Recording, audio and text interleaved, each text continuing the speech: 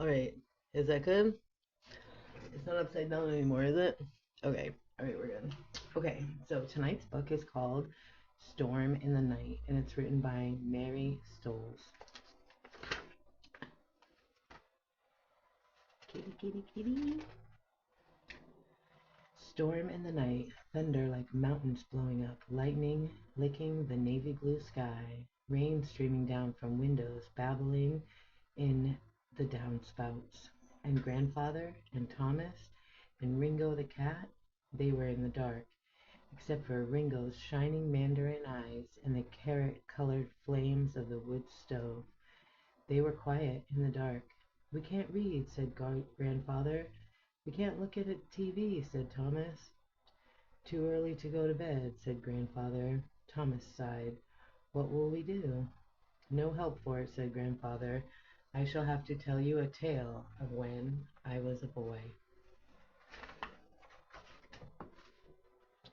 Thomas smiled in the shadows. It was not easy to believe that Grandfather had once been a boy, but Thomas believed it because Grandfather said so.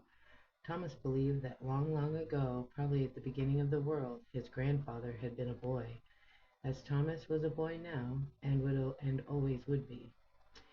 A grandfather could be a boy if he went back in his memory far enough, but a boy could not be a grandfather. Ringo could not grow up to be a kangaroo, and a boy could not grow up to be an old man.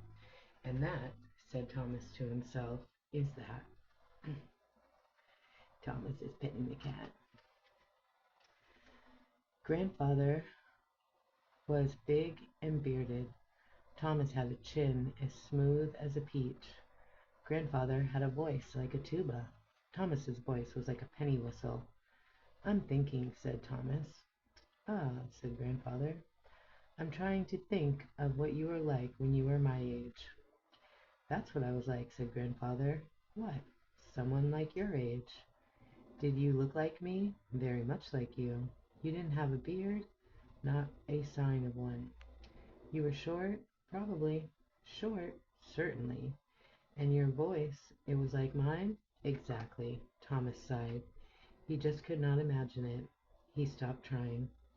He tried instead to decide whether to ask for a new story or an old one. Grandfather knew more stories than a book full of stories. Thomas hadn't heard all of them yet because he kept asking for repeats. As he thought about what to ask for, he listened to the sounds of the dark. Grandfather listened too.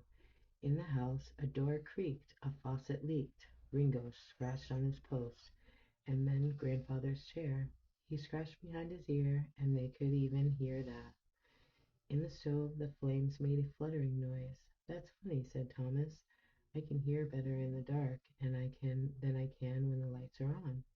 "No doubt because you are just listening," said Grandfather, "and not trying to see and hear at the same time." That made sense to Thomas, and he went on listening for sounds in the dark. There were clocks. The chiming clock on the mantel struck the hour of 8. Ping, ping, ping, ping, ping-a-ling.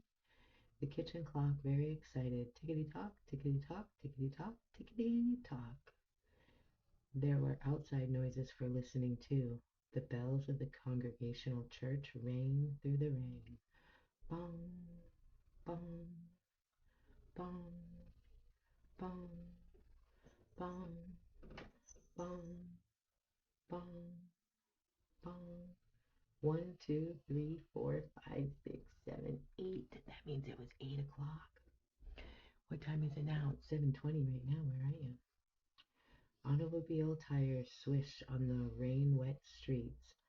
Horns honked and hollered, and sirens whined in the distance. "Grandfather," said Thomas, "were there automobiles when you were a boy?" "Were there automobiles?" Grandfather shouted. "How old do you think I am?" "Well," Thomas said, "well, next thing you'll be asking if there was electricity when I was your age." "Oh, Grandfather," said Thomas, laughing. After a while he said, "Was there?" "Let's go out on the porch," said Grandfather. "There's too much silliness in here." By the light of the lightning they made their way to the front door and out on the porch. Ringo, who always followed Thomas, followed him and jumped on the railing. The rain, driving hard against the back of the house, was scarcely sprinkling here. It whooped windily through the great beech tree on the lawn, brandishing branches, tearing off twigs. It drenched the bushes, splashed in the bird path, and clattered on the tin roof like a million tacks. Grandfather and Thomas sat on the swing, creaking back and forth as thunder boomed and lightning stabbed across the sky. Ringo's fur nose, as he turned his head from side to side, his eyes wide and wild in the flashes that lit up in the night. The air smelled peppery and gardeny and new. "That's funny," said Thomas. "I can smell better in the dark, too." Thomas thought Grandfather answered, but couldn't hear, as just then a lightning bolt cracked into the big birch tree. It ripped off a mighty bough, which crashed to the ground. This was too much for Ringo. Ringo leaped into Thomas's lap and shivered there. "Poor boy," said Thomas. "He's frightened." "I had a dog when I was a boy," said Grandfather. "He was so scared of storms that he had to hide under the bed with him when one came. He was afraid even to be frightened alone." "I'm not afraid of anything," Thomas said, holding his cat close. "Not many people can say that," said Grandfather. Then he added, "Well, I suppose anybody could say that. I'm not afraid of thunderstorms like Ringo or your dog. What was his name?" "Melvin." "That's not a good name for a dog," Thomas said. "I thought it was," Grandfather said calmly. "He was my dog." "I like cats," said Thomas. "I want to own a tiger." "Not while you're living with me," said Grandfather. "Okay," Thomas said. "Is there a story about Melvin?" "There is. One very good one." "Tell it," Thomas commanded. "Please, I mean." "Well," said Grandfather, "when Melvin and I were pups together, I was just as afraid of storms as he was." "No," said Thomas. "Yes," said Grandfather. "We can't all be brave as tigers." "I guess not," Thomas agreed. So there were the two of us, hiding under beds whenever a storm came. "Thinking of that," said Thomas.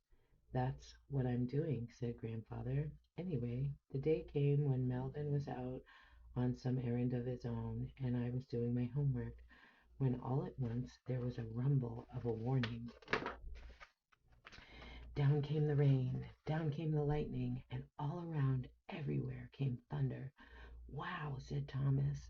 "What did you do?" "I dove under my bed." "But what about Melvin?" "I'm coming to that," said Grandfather. "What about Melvin is what the story is about."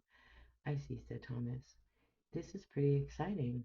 "Well, it was then. Are you going to listen or keep interrupting?"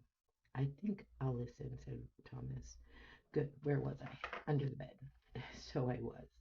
Well, I lay there shivering at the clap of thunder, and I'm ashamed to say it, but it was some time before I even remembered that my poor little dog was by himself in the storm. Thomas shook his head in the dark.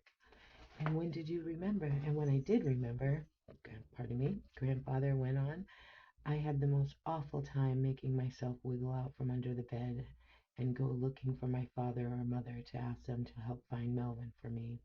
"Grandfather, I told you I was afraid. This is a true story you're hearing, so I have to tell the truth." "Of course," said Thomas, admiring his grandfather for telling the truth like that. "Did you find them?" "I did not. They had gone out someplace for an hour or so, but I had forgotten." "Thomas, fear does strange things to people, and makes them forget everything about how afraid they are. You wouldn't know about that, of course." Thomas stroked his hat and said nothing. "In any case," Grandfather went on, "there I was, alone and afraid in the kitchen, and there was my poor little dog, alone and afraid in the storm." "What did you do?" Thomas demanded.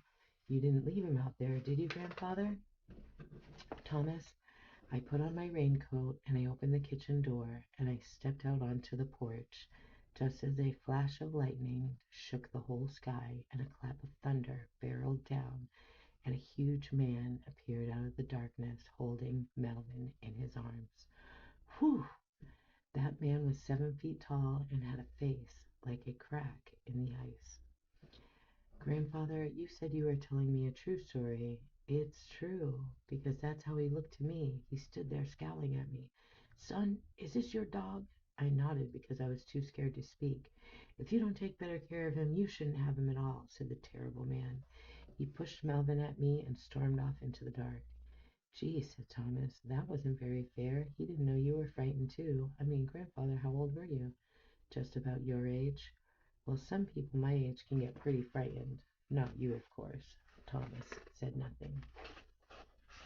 Later on, Grandfather continued, I realized that man wasn't even 7 feet tall, or even terrible. He was worried about the puppy, so he didn't stop to think about me. Well, I think he should have.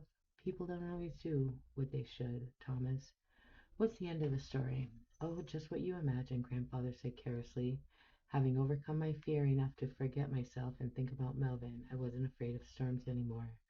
Oh, good, said Thomas. For a while they were silent. The storm was spent, and there was only flickers of lightning, mutters of thunder, and a little pitter-patter of rain. When are the lights going to come on? Thomas asked. You know as much as I do, said Grandfather. Maybe they won't come on for hours, said Thomas. Maybe they won't come on till tomorrow. Maybe not. Maybe they'll never come on again. What will we do then? We'll think of something, said Grandfather. Grandfather, yes, Thomas? What I think that maybe if you hadn't been here and Ringo hadn't been here and I was all alone in the house and there was a storm and lights went out and didn't come on again for a long time like this, I think maybe then I would have been a little bit afraid. Perfectly natural, said Grandfather. Thomas sighed. Grandfather yawned. Ringo jumped to the porch and walked daintily into the garden, shaking his legs. After a while, the lights came off. They turned them off and they went to bed. So I am wicked excited to talk about this book, but I'm going to go ahead and let this one upload and let a little time go by, and then we'll talk about it, okay?